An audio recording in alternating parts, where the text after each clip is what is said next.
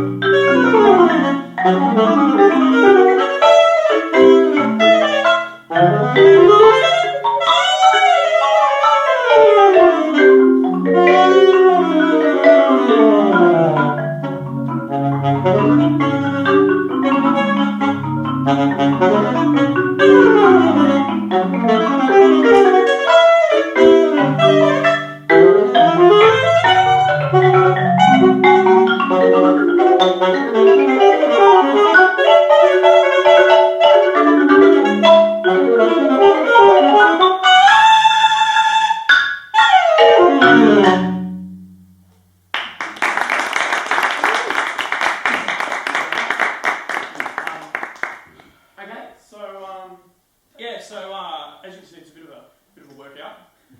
But Matt, the interesting thing to talk about this is the first time Matt's written for marimba. He's never written for marimba before, so we actually got to do a very similar thing to what we're doing now, but with Matt.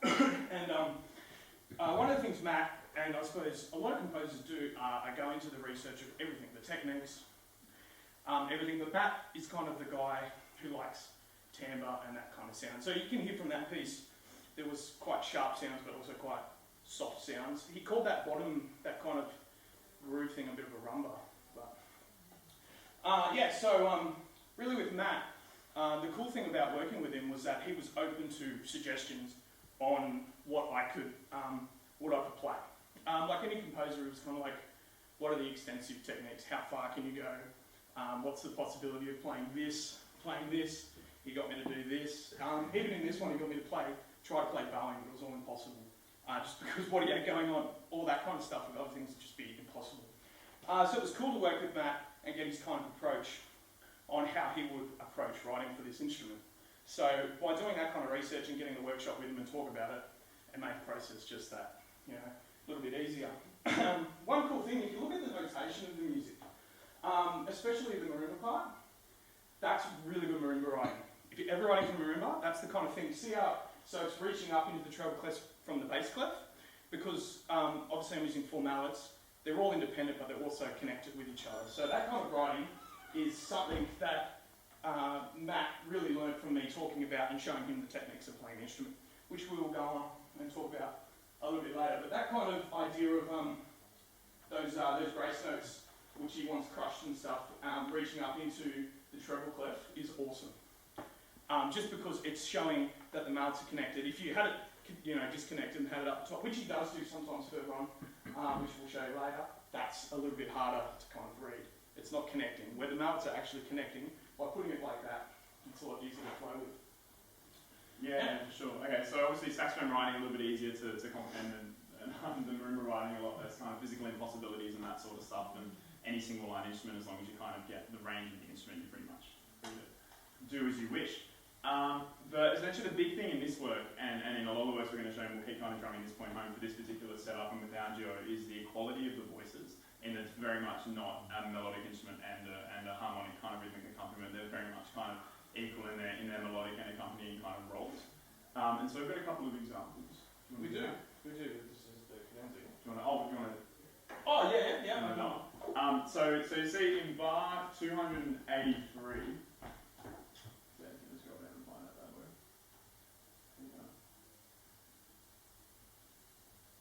There we go. Amazing. So you can see in this side of this kind of so the marimba is almost playing a kind of semi-accompaniment sort of pattern. This is the sampler that Matt referred to. But at the same time, so it's accompaniment, but at the same time very much a rhythmical sort of feel and very much almost like an untuned percussion sort of thing going on there. And of course, if we look in bar 276 to 277, go back up. So you see obviously the saxophone's not playing, and so we've got the marimba acting as a straight melodic instrument. We're actually going to play an excerpt for you from the second movement. But where the roles are completely switched. So obviously in so many different styles and genres of music, the melodic instrument will get a cadenza of sorts, whether it be jazz and improvised solo or whether it be, you know, baroque music and cadenzas. And obviously that's taken by the lead instrument with the accompaniment instrument not doing much. In this context and in this second movement, there's actually a marimba cadenza with saxophone accompaniment, just to really emphasise the complete switching of roles and how the marimba can be the lead instrument isn't always an accompanying role.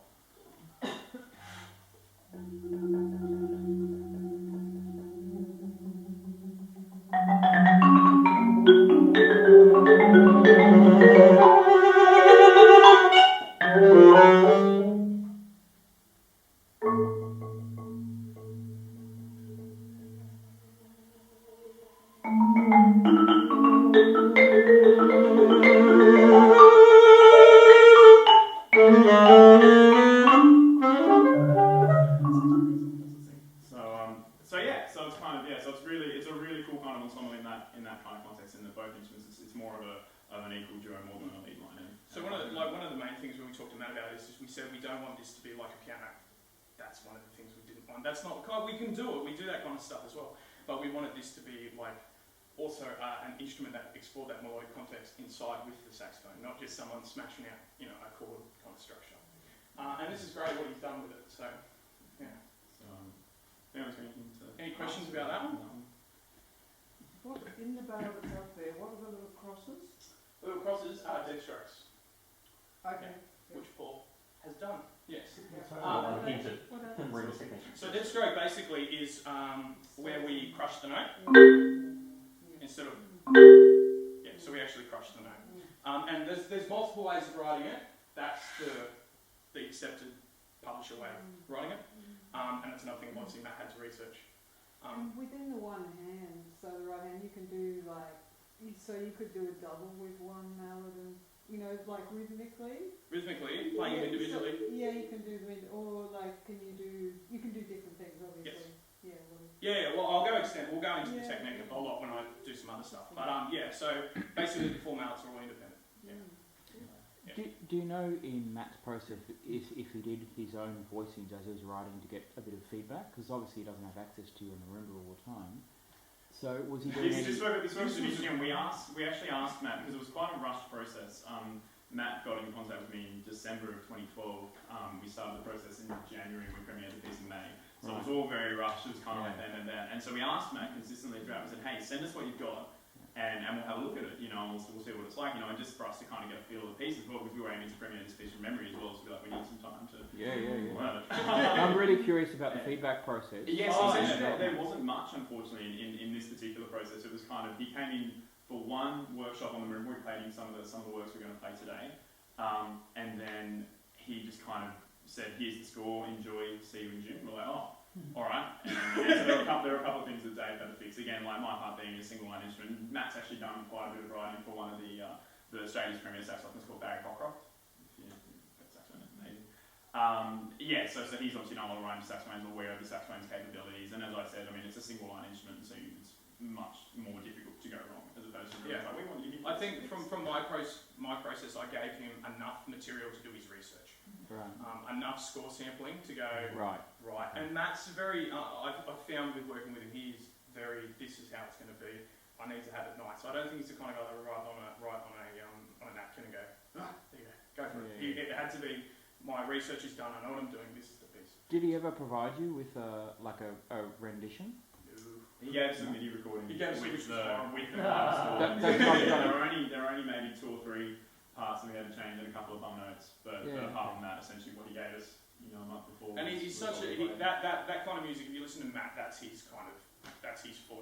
Right. That's what he does. So he knew what he wanted to do. What we had to do, and we very early on said to him, we don't want a massive amount of extended techniques. And we want to keep it melodic and good for the ensemble. And what we want to do, because it's the first kind of Australian music that we've commissioned. I think it's probably one of the first, or the first commissioned saxophone marimba work in Australia, probably. So we wanted it to be something that's very, and most people when they listen to it, most of our stuff is quite virtuosic. Matt's made it very almost lyrical in his choral kind of content. So I always knew, but I suppose a good practice I did was listening to his music. This is how he was going to approach it, and listening to some stuff he's written for that Bernard's played. I had a rough idea maybe where he'd be going. But there is stuff in there like the second movement, he wrote it way too fast. It's impossible to play. Some people in America have played it and tried to do it at his tempo and it just falls apart. So those kind of things were part of the process. Cool. We might move on. So this next piece we're going to play is an adaptation we actually did for a friend of ours' wedding. He approached us and asked him to play at his wedding. I'm like, yeah, absolutely. And so what would you like us to play? And he said, chat, and back to his alright. So, can you play some Chopin for us? And we're like, alright, sure. And he gave us the his third etude that he made, which is and he said, can you guys organise this for the duo? And it's like, yeah, sure. So I kind of sat down and did a bit of arranging, and kind of figured it out. Which I love the term arranging. It sounds so impressive, and it can be the simplest of tasks. It was interesting the way that Chopin's written this work. There are maybe half a dozen bars in the entire work that had to be changed at all. So you see there in bar on the Forza. See that there. So obviously there's more than 5 notes there for the form of the marimba and 1 on saxophone, and so I mean essentially a simple harmonic analysis and just figuring out a full voice chord for the marimba and just taking the top line and putting it in saxophone. And so this is obviously very different from the last piece in that this is definitely a piece with melodic line and accompaniment, just essentially to show the versatility of the ensemble that we can do expected. So this is Chopin's Etude number 3, or a section of.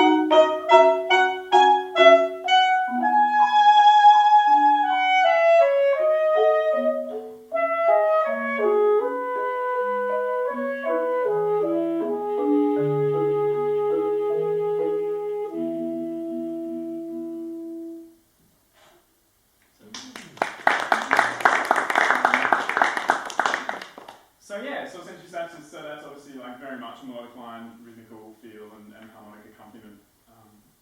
And then transferred very easily to marimba, very luckily, because the part is so close together and closely notated, as you can see, and not too fast, and so Dave's able to get through kind of a piano-esque kind of version of it. It's almost like Chopin wrote it for marimba.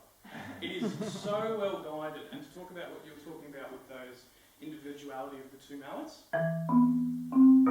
it's just written for that. It just sits perfect with everything just sitting over the top. So the individuality of all four mallets get expressed in this. It's almost like he wrote it like that, minus the chords. And that is such a good thing for composers to do, is to think about that individuality of those four mallets.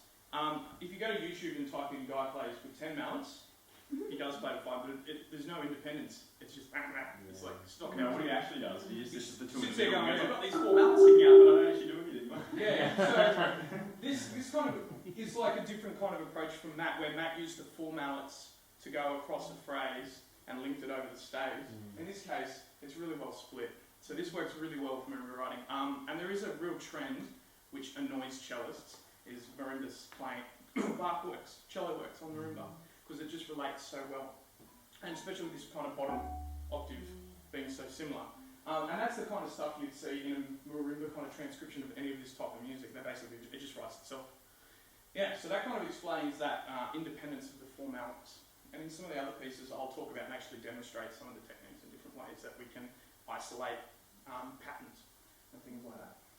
Yeah. Sweet. So any questions about the Tristes? Amazing. Cool. Paul. Paul wrote a piece. Thanks very much. Well, arranged. Yeah, Was it rearranged from a sextet, was it? Yeah. Yeah. Amazing. Cool. So we didn't get a chance to memorise it, I'm sorry. Some of it. A little bit. I didn't have time to write you a completely individual. So Paul's written the soprano saxophone. I only bought this baby about a month and a half ago. So she's very new. She's very lovely. And she's been squealing in the Seymour Centre all week. So we're going to have to rein it in. Alrighty, so this is a piece of post Paul wrote us entitled Woken's Whisper. And did you want to preface it with anything, or Who's Woken? So Norse mythology is something I've been very interested in for a long time, and in the pantheon of the gods, Wotan is the chief. Odin. Yeah. I was going to say Odin, yeah. Odin is Odin, but Wotan is the other. And I wanted to be alliterative, so I decided to go with the more Norse title. Cheeky wiki. Yeah. So I wrote a piece. So I wrote this piece, and a very important part of Norse mythology is when the god of beauty, Balder, is killed. He's being burned on the funeral pyre, and Wotan approaches him and whispers into his ear the word rebirth, which is a very important turning point in the myth of Norse mythology. Right. It all centers around this idea of recreation and rebirth. And the melody is... Just for future, that would have been fantastic to know when we got it was in the email. It was there. I don't know if you forwarded along my email, but it was. Did? Yeah. Oh, no, I didn't. But it probably ended up at the bottom of like a list of things. It would have ended up sort of the scores, and right at the bottom there was this little description. Okay, sure. So we don't swing it. I didn't see Yeah, right. That's fine. That's cool. All right. Well, let's. Amazing. We'll play it, and we'll have a bit of a chat about our You don't have a processes. score that you could display. Oh, whoops. Do you? I do. Oh, wonderful. You're scrutinising me now, Paul. Yeah. Yeah, I know, right? And it's open to a soul. Oh, the room apartment's so different. Oh, I didn't independently write. So that's the second page. Okay, so that's where we'll get up to. Yeah. Give you that one of these ones when we get to 16. Yeah. Yeah. Alright. Yeah, cool.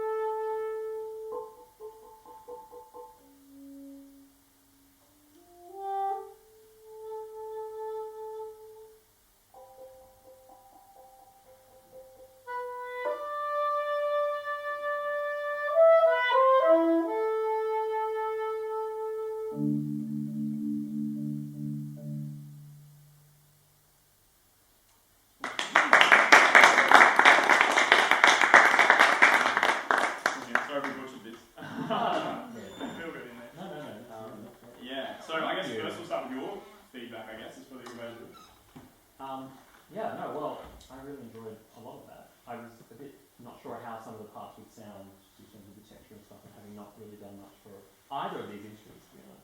They're not instruments that I've worked with really much in the past. I would probably take it slower than that overall if it was comfortable. I'm not sure how some of the saxophone phrases would go. Fine, yeah. But then I really liked that energy in the sextuplet section. I really liked. Sure. Yeah, so maybe we can push that section. Yeah, exactly. Yeah. Because it just naturally, like we were talking about this the other day, writing it in 6 and playing instead of having it in 12 or something. Yeah. Isn't that natural propulsion? Yeah, exactly. Actually, did you have a reason for writing that into 2/4? So essentially, is that on the board? Just for those of you playing at home. So we've got this 2/4. Yeah. Yeah, it's got these semicolon sextuplets. Yeah. Well, no, it was that. I wanted to. It was more dividing it underneath that, dotted, crotched. Sure. Yeah. Absolutely. And that does sort of keep it driving, and then so that it could link back to when you have the broken triplet, dun, dun, dun, which links into the material that's come earlier. Yep. And to have that sort of driving through. So, and that I really liked that transition too, out of that dun dun dun dun dun dun dun. That section, the 3. I liked how that transitioned into. Great. Yeah. No, I really like that's that 3/4. That's the top line there. Yeah, just that last bar. Yeah, that's the real push, kind of. Yeah. It's already reset the tempo to go a little bit. Yeah, it has. I probably, if I were to, I edit it, particularly for this ensemble, I'd probably make more use of the lower register of the marimba, which is largely. Yeah, a lot of guys see it and they go, right. Yeah. But that was the thing, because I mean, obviously, if you look up marimba scoring, it'll say you can choose between one save or grand save. Yeah. Use one save. We had an experience a few years ago when Peter wrote something for Claire Edwards, and it was over 2 staves, and she said, "Could you please rewrite it to 1 stave?" So having that in my mind, I chose not to use 2 staves. That's just to err on the side of caution. Whether that's right. There's some percussionists that can't read bass clef as well. Yeah, there are some percussionists that was my. Which is a bit of a problem because that just cuts off basically. Well, that's so yeah. I thought it was really interesting because I saw the range and then I thought I don't want to write. Claire, especially Claire when she's working with composers, she loves stuff like her kind of pieces that she loves is yeah, very much her thing. You probably heard it play. Yeah. How do you like the scene when you're in triple fifth? That's hopeless. That's major line nightmare. Yeah. Like Yeah, it is. Yeah. So yeah, it would normally just be scored on the ground stage. Yeah. Well, that piece actually goes down gets down to, and I think it's staved because it's written in 1 stave. I think she's got on the treble clef down the bottom, like 8 major lines. I suppose you could use an octave. Yeah. Or even just change the That's yeah, or you can change to a single. Or just put it there and octave lower. Yeah, exactly. That's what I was thinking. Yeah, that's the easy thing, but that's also Jared handwriting. But I didn't want to do that because I often it's spread over different. Yeah, well, like look, the instrument itself is, as you can see, huge. Most of them are this big. So that bottom end tends to be people don't get down that low or stay down there too low. A lot of marimba writers who write specifically for marimba do, because they know what works down there. They know how the harmonic series isn't going to. And one thing when you guys are done, you come up and have a look at the instrument. Is my bottom octave actually has plugs, so I can actually change the sound envelope on the bottom end. So if I want it to be really dead, I just go. Yeah. So yeah. Anyway, I might continue on. Yeah. So just in regards to the notation for marimba writing, well done. Oh, really well done. Honestly, as reading goes, and I think by keeping it in that 1 stave, that does help. And look at bar 28, for example, which I don't have up there, where we go right down and we're down 6. That's fine. Yeah, that is fine. That is, if you're writing for 1 stave, any lower than that's getting a little bit funky. Yeah. It's a bit hard to read. Look, but the marimba writing is really easy. The music's not too easy, but it's very well written. Yeah. Okay. So if you look at, for example, so if you look at that phrase at 16, at bar 16, it's just split with those intervals there. That kind of stuff is really well written because that actually lets the mallets. So if I was playing with 2 mallets, it'd be a little bit harder. Yeah, right. Yeah. So that's a kind of a good example of 4 mallet writing. So that's really good. I've written down some bar numbers that I really like. Okay.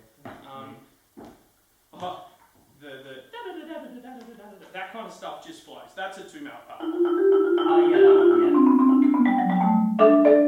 That bit there. yeah. That's fantastic for marimba, just because everything's moving linear. Yeah, it's yeah, going right. up, Yeah, down. yeah, So yeah. that really floats. So a good thing to talk about with the marimba technique here is this is an example where the 2 inner mallets take control. And if you're writing in that regard, it is cool to put things out on the outer voices, but if something where it's moving a little bit quicker, having those control of the 2 mallets is just really easy for the percussionists to play. So if you're ever writing a part inside where it's moving a little bit more, so before it obviously we've got the chords, which is really quite simple, just to do the 4, and then get into something where we have the 2 mallets, the mallets 2 and 3 will take over, and that's part of the technique of the instrument and playing the instrument. So just very quickly, when writing for marimba, left, this is mallet 1, 2, 3, 4. It's not the other way. It's piano order. Unless you're German, then it's the other way. I don't know why. The Germans always do everything backwards in percussion. You'll notice their wind chimes go the wrong way. Or everything, their timpanis will be set the wrong way. But in marimba playing, German marimbas though do the right thing. 1, 2, 3, 4. And some guys, when you get really comfortable with writing for marimba stuff, will start making mallet suggestions. So if you looked at that section of the, you would have 2 and 3. Written. Yeah, okay. And that helps when the person's sight reading to go, it's my inner 2 mallets playing scales. So that's just the process of how it's written. I'm not sure about piano, I've never done 2 mallet piano, my piano playing's pretty terrible. But yeah, so that's a kind of what I thought when I read it. I found the notes very easy to float around the sticks. Yeah, okay. So. Yeah, that was my main concern was that bar 16 to 22. I wasn't sure how that would go in terms of... Yeah, well, literally you've gone from, if Claire played it, she would go... Right. Yeah, because she would like to define that. That's one thing she likes to do. Where I like knowing 1 and 4 are right. Yeah, right. Okay, so it's a good knowledge to know that you've gone from 4 to 2. And if you were going to write that, you would then write just 2 circles with lines through it. That means 2. So just one small thing. When you're talking about the pairs, are there any, this is going to sound strange, are there any kind of standard intervals that you would work with in your pairs? Wouldn't work with? Yeah, would or wouldn't. Look, so I'd imagine that if you're constantly changing that interval arrangement between left and right hand, that it could actually start to get a little bit tricky. Oh, it's extremely tricky. Yeah. And I've got my students at UNSW doing the most painful exercises to approach that. So we have multiple techniques, and the one we use for interval training is called the lateral, which is by closing the gap. And we then have to obviously transpose it down onto the left hand. And so they're all at the minute freaking out because they've got to get used to that. But that's literally technique. And a marimbist should be able to get off the intervals. There's just no reason why they shouldn't. The difference in technique, so I play with I call it the Dave grip because it's a quasi of about 3 grips. The Burton grip, which is Gary Burton, the Jazz Vibes player, who does lots of that kind of jab kind of playing. This is his grip. We then have a thing called the Musser grip, where the fingers are a little bit more isolated in the middle. And then we have basically my grip is a version of the 2 where I use pressure to do the intervals.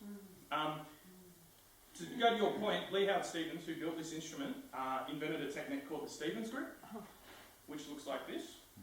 And basically with that technique, you can get really ridiculous intervals. So you can get like stuff like that. And you would use that when you're playing Bach, or anything where the range of the instrument goes over. Anything else is solid.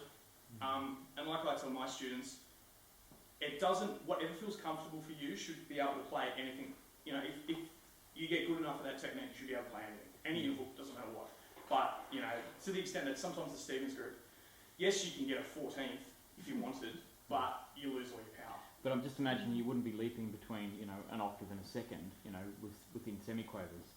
Oh, no, yeah, well that then comes down to writing for the 4 mallets, So, one thing I'll talk about a bit later, because I'll let Bernard have his 2 cents, is the first works written for marimba, because this instrument was invented in 1963.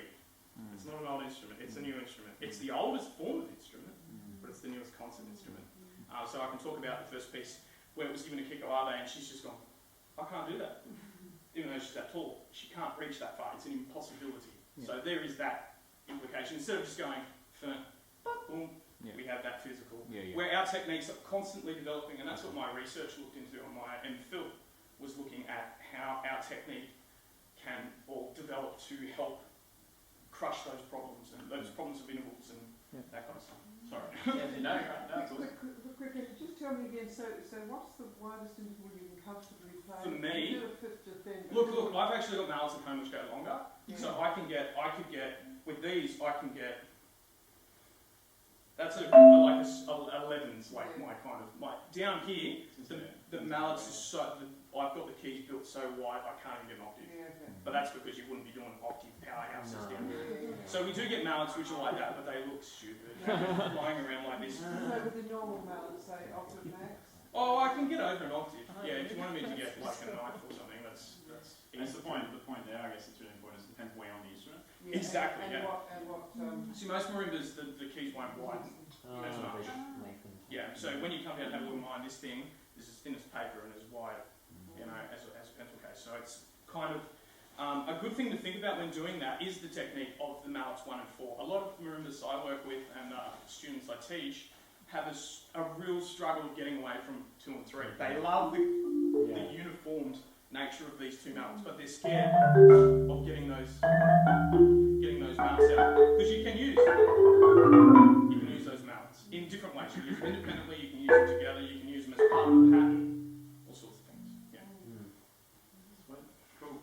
I'm just thinking I'll have a quick query at the time. We've got a bit of stuff to get through. But For another 6 pieces. yeah. No. That's right. No, fine. That's a good reorganising some stuff. There was some stuff we're going to talk about in like just terms of the compositional stuff that is kind of on some. We might come back to it if that's, or like even talk about the end. Yeah. Excellent. Alright. Just thinking, should we go to Sharon's piece now? Just where we time. So if we do that, just to make sure we get there. Yeah, okay, we'll do Sharon's piece. Okay. Yeah, sure. And Ben, who sent his through, has just walked into the blue t-shirt. G'day, how you doing? Yeah. Haven't had it. Is that the one I got this morning? Yeah. Yeah, I was already out of my house. I haven't had it yet. But if we hang around at the end, I'll go through it. And have a look. Yeah, that's cool. Alright, cool. So I'll get up. Sharon, I need to put my hard drive. You continue with that point you were saying before. I'm going to Sharon's actually. I wish I'd Sharon. written for Marimba. Sorry. I wish that I'd written for Marimba. That's alright. Right. So as Dave said in our Sharon's piece, the piece that Sharon wrote was for multi-percussion and saxophone accompaniment, actually, which is a pretty cool concept. Again, thank you very much for writing the piece, really do appreciate it. Dave will talk to you about all the percussion sort of stuff and ask questions and that, but from my side of things, so saxophone as accompaniment is a really cool concept, and not something that I'm demoralised by. No, but because it is with a multi-percussion work, so as Dave gets described, you'll see that essentially it's just these hits on the saxophone accompanying this really rhythmic multi-percussion stuff on the marimba. So Just wait. Sorry, we're just having an issue. If you just wait, tap the space bar and wait about half a minute, it will eventually come up. Sorry. You're alright, no. So because it is a multi-percussion work, and you kind of just got these quite random, which is cool as an accompanying technique, but there's a technique on saxophone that I'll go into in a little bit more detail, that actually ties the saxophone in with the percussion a bit more, called slap tonguing. And so that could be something that you could explore. So essentially there's 3 different types of slap tonguing which all give it a different effect. So you've got that kind of real push of a slap, which is obviously a lot more percussion than you've got a closed mouth slap, and you've got an open mouth slap. Wow. And so you can kind of play around with those. So as opposed to just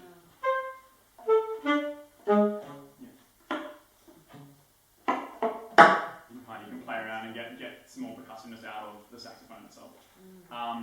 And so that was my one saxophone 5 cents worth. And the other thing, just while we're getting the score set up, is that when we do get the score up, everyone will see that a lot of what's written on the score is up to performer's discretion. So it was rhythm is up to performer's discretion, and pitch is up to performer's discretion, everything's up to performer's discretion. And so essentially for us, the way we see that is a freely improvised work, essentially, with an optional structure to follow. And so the question that Dave and I were talking about the other day actually was that from a performance point of view, if we're performing a work that is solely improvised and then a composer's getting credit for that work, it's a bit of an interesting concept. It's like, well, we essentially compose the work, and then it's just like, well, that's my piece of music, and we're like, oh, okay. And so we're talking about this in the forms of kind of free improvisation and in jazz and that sort of stuff. And people talk about, Chris Potter's a really great example with his improvisation, All the Things You Are, and he's kind of improvised over this amazing work and created this incredible cadenza. No, I totally agree with you. Yeah. I And think so, it would be jointly composed. right, okay, that's a good one. I'm not precious about it. Amazing. Yeah. Just sort of a framework to start with, particularly with the saxophone. Yeah. Because I was only had a few days doing Definitely. this, No, so I that's sort cool. of thought, with the saxophone, starting point, starting pitch, and then I thought there's so much that you'd be able to find to do with it, either Sure. in terms of duration or in terms of different textures, like with different tonguing and so on. Yeah. So, Amazing. but no, I totally agree with you. Yeah, because it's just kind of, that whole... It's just a catalyst for something. Amazing. That's all right. Excellent, kind of first draft. Yeah. Awesome. So just, because you can see at the top, so everything is essentially chosen by performer, optional recommendations. Yeah, the And we're percussion just like, is a little bit more fixed. Sure. Yeah. So I suppose, do you have anything else? No, that's... Again, thank you. Yeah, you're obviously inspired a lot by drum kit playing. Or you've listened quite a fair bit. Yeah. And I kind of get that from looking at you constant right, ding, ding, ding, that kind of vibe. The first thing I'm interested in is the 7/4. Is there any reason why it's in? Well, it was sort of the ride was sort of a 14 pattern. Oh, okay. Really, but then it's also like I could not bar it, but I know it'd be really hard to play probably if it wasn't barred at all. Yeah. Okay. So I sort of just chose a way of barring. Yeah. Cool. So you could sort of follow. I don't know if that's... Yeah. Absolutely. Yeah. And look, I will extensively learn the part. I will have a really good go at it.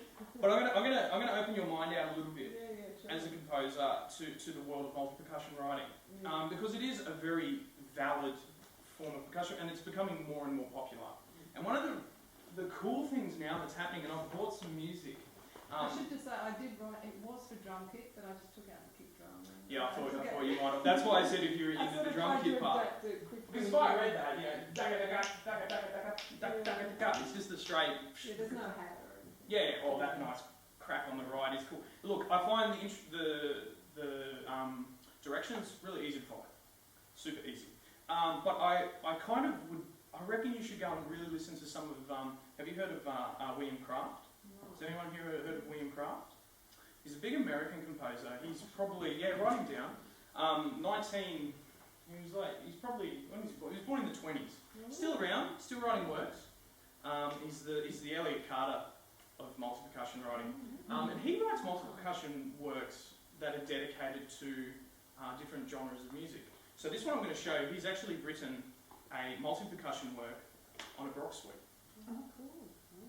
Alright, and this is really weird for people that specialise in multi-percussion playing because they're fiddling with pitch and melody. And that kind of writing, which you could do in this, your spectrum is a lot higher because you're playing with bell sounds, woodblock sounds. So even if you just look at that, it's quite, it's quite a very linear joined, which is what you see on a drum kit part, which is cool. But if you have a look at this kind of writing. This is a jig, and just pass it around. And it's a jig written for multi-percussion. And I've got one of my students who's just done this for his HSC. I had to get him involved in Baroque music, and getting him listening to Baroque music, and getting a drummer to think outside of that realm. So William Kraft is kind of the guy, and he's written an English suite, and he's written a French suite. And they're both multi-percussion works. Another guy you can write down is Joseph Schwanter, so just Joseph. And he writes more rhythmical multi-percussion playing. And his last name's S-C-H. Oh, okay, yes. Yeah, W-A-N-T-E-R. Yeah. He's another American. And what they do is they tend to approach multiple percussion writing in two different avenues. William approaches it in a very melodic way, and Joseph approaches it in a very strong, like you've done, rhythmical and a groove kind of set. Not that William hasn't done that either, but there's a lot more. The percussionist has to think a lot more on the pitch, the melody. I've played this work multiple times, and people would go, "Oh, that's a really cool." Like he played it for one guy, and the guy was like, "Do a big drum solo in the middle of it." It's not a drum solo; it's a melodic work. So this is like that, taking multi-percussion playing just to that different extreme, if you like. And there's tons of videos of him on the internet, even talking about it. And that kind of music came around before marimba. That was in that period, in the 30s, the 40s, and the 50s, where percussion writing, the guys were sitting up the back of the orchestra going, well, we've been doing this for 500 years, let's do something else. And then William Kraft, who it's like, yeah, let's take what they're doing, put it here. And eventually that blew out, and Joseph made it so what's going on here is now at the front of the orchestra. So, yeah, and obviously Evelyn Glennie has done tons of this as well. There's a new instrument out called the allophone. You guys heard of that? It's an aluminium marimba. Oh. Yeah? It's pretty awful, but it's cool. It's cool. For someone like Bernard who likes pitch, he's like, yes. For me, it's like, no, anti. I'm all for. And it's really interesting. Evelyn's done a new concerto where the allophone's here on top of the marimba, and she plays it like that. So that's ALUPH.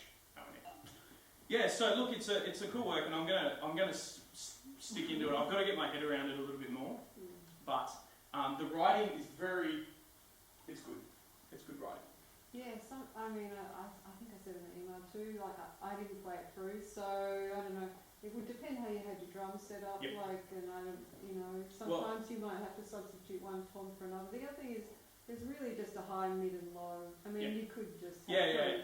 You don't need to have in your key, you describe that. The real only thing I think that would really help is some form of tempo marking. Yeah. That might kind of help, because that will really set the tone Yeah. of, okay, how am I going to do this? Because listening to the MIDI file, it's rocking, we're churning along, which is fine, but if, sometimes it's cool if you just maybe put up quasi jazz feel, quasi whatever you want, and that kind of gets the guy, because that's one of the first things, when we practice, and this is a good thing for composers to think about as well, when we practice parts, we most percussionists think in shapes. That's just a given. We think in shapes. So what we do is we split the shapes up. And that's how we do memorisation as well. Multiple percussion playing is very hard to memorise because it's a different, we don't have that harmonic content. We do with William doesn't, but so we need to split it up into shapes. And if we get those defined, which you've done in the 7/4, and that's why I asked about the 7/4, if you give that kind of, this is a quasi thing, we can then go through bang, bang, bang, bang, bang. And that would also help with the sax. Yeah. And I think Bernard was going to say the sax below the percussion. Yeah, we talked about that when you were filling. Oh, yeah, cool. I've done that. Yeah, cool. So, yeah, I'd love to, I'll record it and have a good play with it. But, if you could... Sorry? I'd love to hear. Yeah, it's quite an extensive setup of sounds. Yeah. Like bell crack and stuff like that. So, I will really go out of the way. But maybe look at those guys, look at those composers, because they're really big pioneers in the realm of multi-percussion writing. Cool. Yeah. Thank you. Cool. Yeah, amazing. So I'm really worried. We had all this stuff to do, and we kind of ran the other day. I was like, it's only going to give it half an hour. We're going to have heaps of time for questions and stuff. It's so engaged. We'll just keep going. So we're going to cut out quite a bit. We might go straight to Diana's bit because we've only got 10 minutes or so. Well, don't worry, because you gave me a good session there. Sure. Okay. Well, we'll just keep going and end it there, and we'll go for questions at the end. We've only got 10 minutes. So do you want to do turban or do you want to? Yeah, we do turban. Turban's I think turban's important. All right. Yeah, and then we can do very quickly. It's amazing how quick time goes. And then we'll just do don't rush off or anything. If you want to I've got a heap of music here for people to look at too. So if you want to look at different parts, you can have a look over. Okay. So this next piece you're going to play, and possibly unfortunately the final piece, is essentially from a performer's point of view, kind of a textbook on composition. It just uses so many different techniques and so many different kind of avenues for both instruments without going to the ridiculous extremes of composing. I worked with a few composers when I was at uni, and they'd be like, okay, what's the highest note you can play? And what's the most disgusting sound you can make? Or what can you do? What can you do there? And then they'd write for all the absolute extremes. And it's like, come on, man, it's not fun. So anyway, so this is really cool, and it kind of reins in all that stuff. As is everything we played today, it's been really nice. So this is a piece called Urban Turban we're going to play a couple of sections from. So as you can probably tell from the title, it's kind of a fusion between both the East and the West in terms of the musical tradition. So the Eastern tradition is very much taken in the harmonic kind of context, using a lot of kind of double harmonic scales and some really cool stuff like that. and some real kind of jazz influences in a rhythmical sort of sense, as well as some really weird groupings in that. So yeah, so we're going to play a section of this, and we'll see how we go. And a very good thing to listen to Paul is those dead stroke stops. You're going to see, and with the saxophone as well. That's the thing we're going to talk about. Is that you play between instruments. You Yeah. have a lot of fun with that, and that makes it really fun for us as well. We'll talk about that. Yeah. So.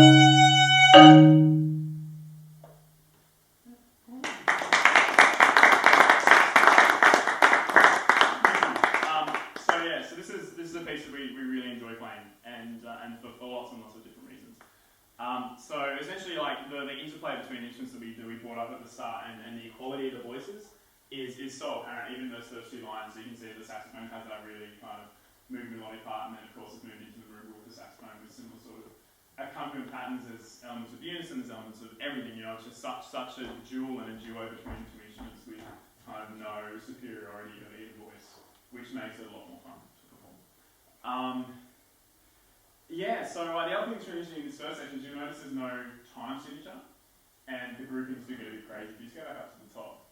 So you see that first bar is essentially in 4/4, which is great, and then the second bar you go from these kind of triplets and semi-quaver triplet bits to just groupings of 3 semi-quavers, which makes it a joy to sight read.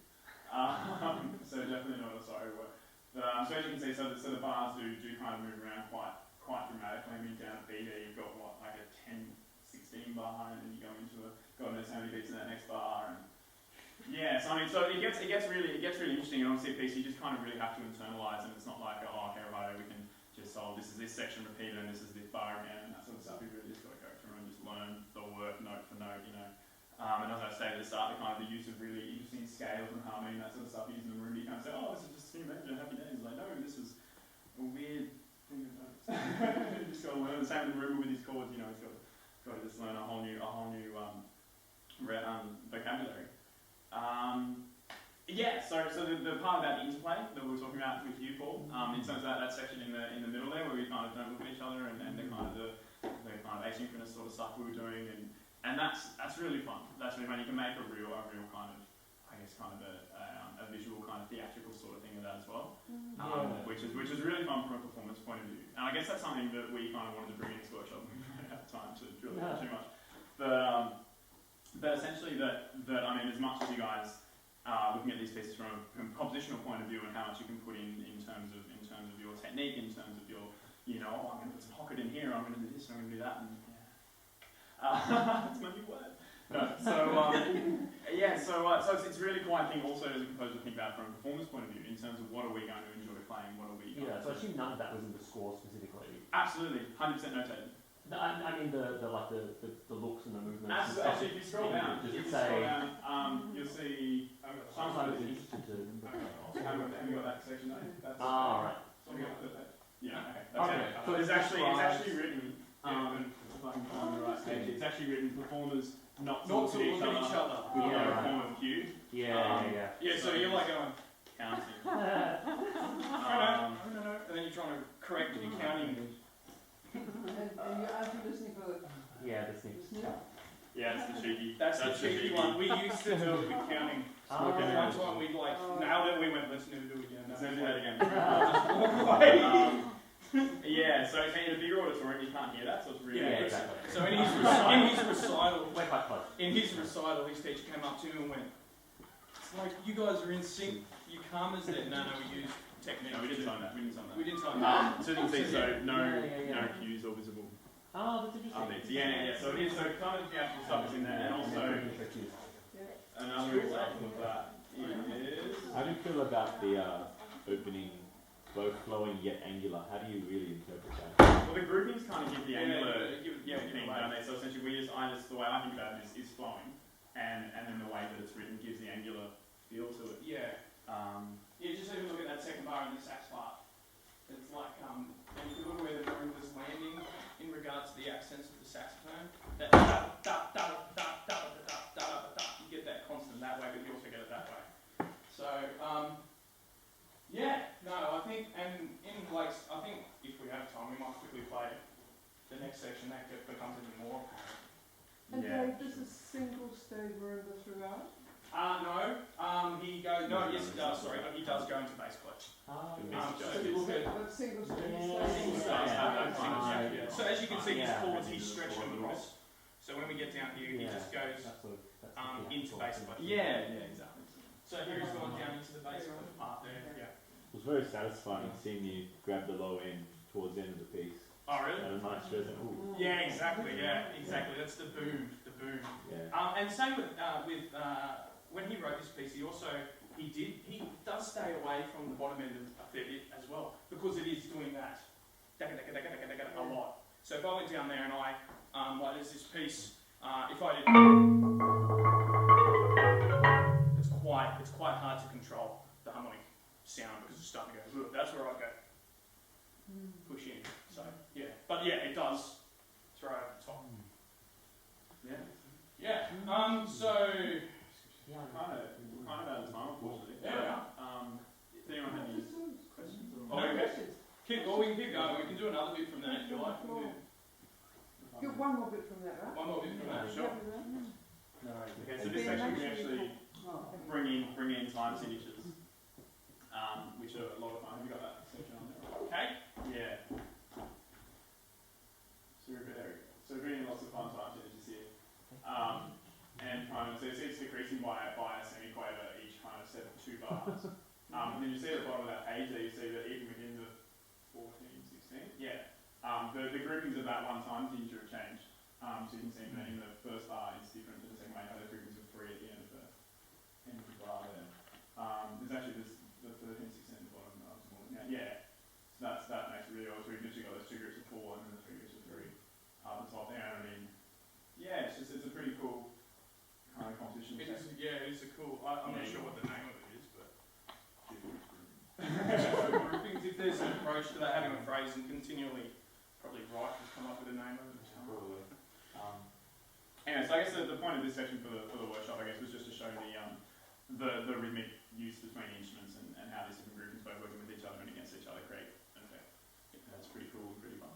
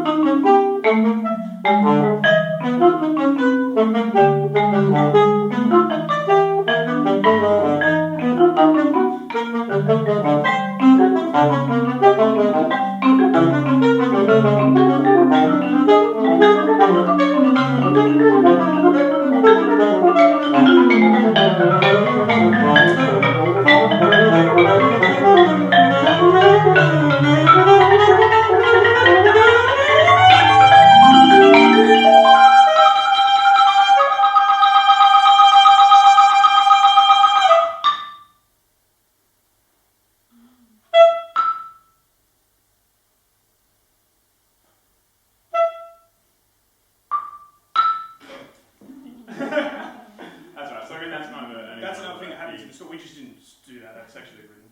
Yeah, it is. Yeah. So that kind of it's actually written in the scroll, just showing Paul. So it says missed, no, just missed, missed, including missed. So he's mentioning the right note, but you know, just absolutely good. Yeah. So I'm sure you can kind of hear in that section. So we have kind of the 4 against 3. Happy in and the 3 and the 4s coming against this 9/8 sort of feeling. So we've got the groupings of 4/8. When we have the groupings of 4 and the groupings of 3, which both obviously fit into the bar even. And then at the end there, just the straight quaver triplets on top of the semi-quavers. So, yeah, I mean, it's fun and all the fun stuff in there. And it is amazing how many people have said to us, do we make that up?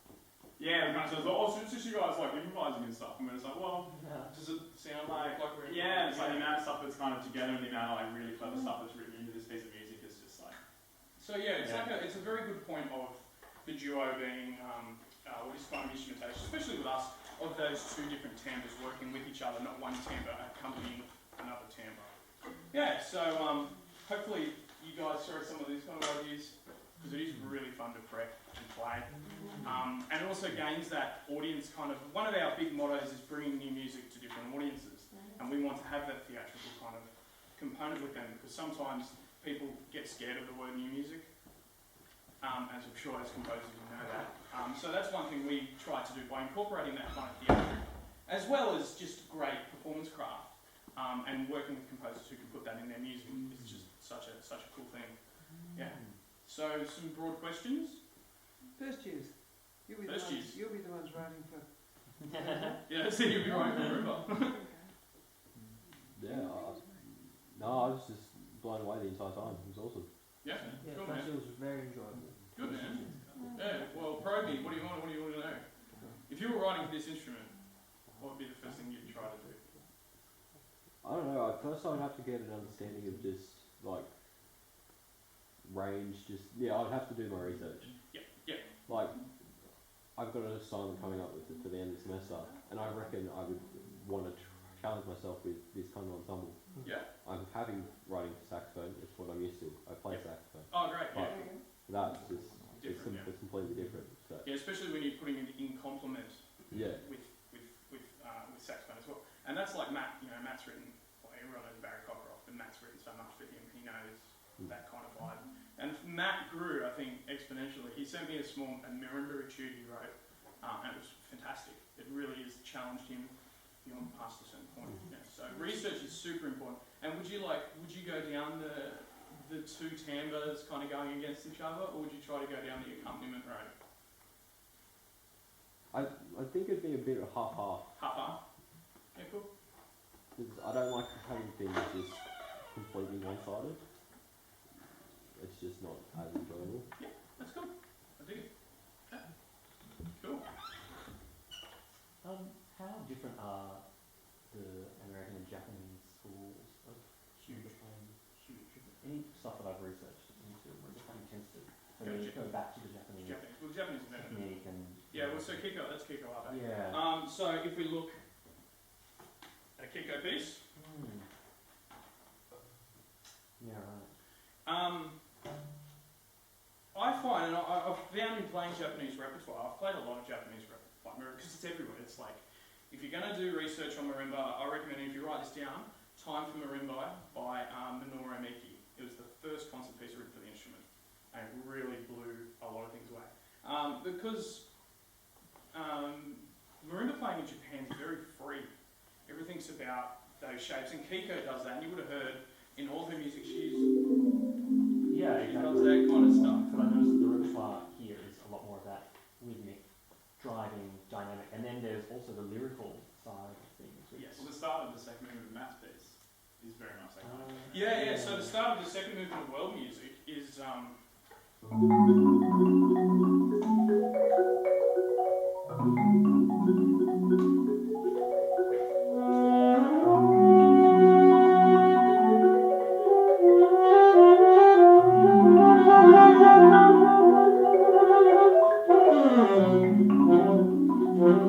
it goes down that kind of. Yeah. That's very Japanese, and that once again goes back to that technique of the simple four notes. Yeah.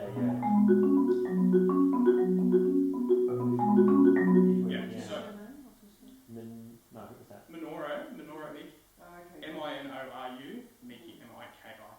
Yeah, he died 4 months ago, and he had no members at his funeral. So Minoru, and just put this, and I only found this out probably last year when I was doing some research with Bernie. Kiko invented the marimba. Said, Minoru, I want a piece. And he went, I'm not writing for marimba. Who wants to write for marimba? I don't even know what that instrument is. And he went, not only do I want you to write for marimba, I want you to write for sax and marimba. So she instantly from the word go said, let's grab two sounds that are not usually seen as unison or similar and merge them together. And he's like he wrote so much repertoire. And his famous piece, which is called Time for Marimba, is on this.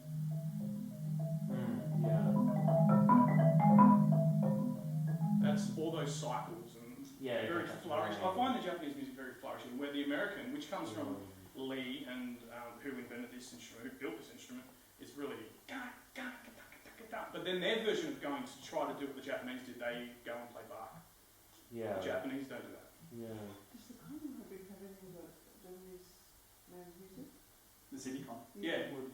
Yeah. There's For marimba and... There's one. one. We just can't find. Yeah, the Divertimento's in there. It's probably a lot of people with like the university degrees and stuff that do like, we're going to play with marimba. They do a piece called the Divertimento. No, but the two instruments. That's for the two instruments. Yeah, okay. And that's I fine. don't think we've got anything, that's fine. Yeah, There's not a lot of a lot of the stuff that we found online and through other people's concerts and just through talking to George and that sort of stuff, and then obviously commissioning our own works. There's a book by Master Lanka. He wrote a hymn book for saxophone and marimba, and it's really lovely. Yeah. It'd be like the it's a really cool music. Master Lanka writes beautiful stuff. And he's the same. He goes from that beautiful chordal accompaniment out to a flourishing melody on the marimba as well.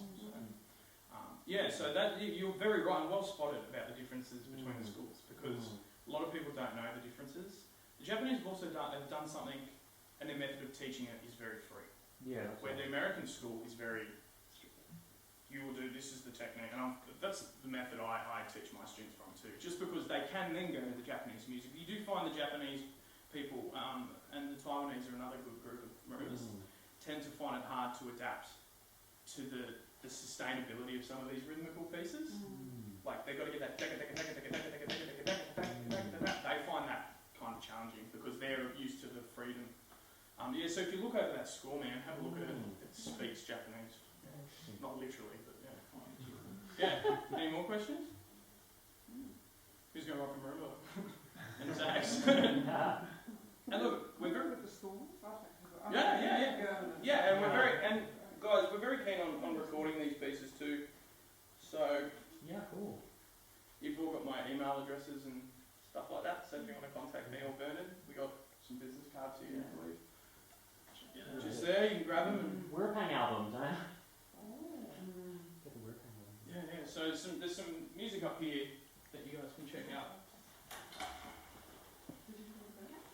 Thanks for coming. Yeah, thanks for coming. Thank you.